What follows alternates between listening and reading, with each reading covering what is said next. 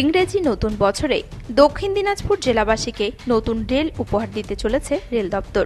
খুব সোজা করে বললে বালুরঘাট লোকসভা কেন্দ্রের সাংসদ তথা বিজেপি রাজ্য সভাপতি সুকান্ত মজুমদারের দীর্ঘদিনের প্রচেষ্টার পর সম্প্রতি ঘোষিত বালুরঘাট শিয়ালদা সরাসরি নতুন ট্রেন আগামী 1 জানুয়ারি থেকে চালু হতে চলেছে।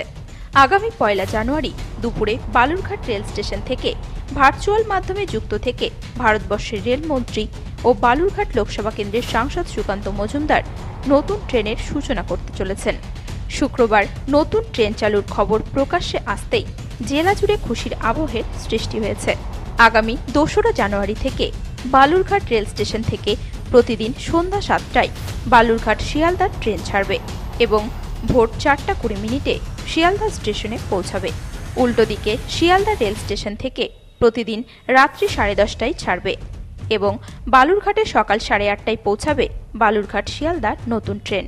এই ট্রেন বালুরঘাট থেকে সরাসরি শিয়ালদা পর্যন্ত চালু হবার ফলে জেলাবাসীর দুর্ভোগ অনেকাংশেই কমবে।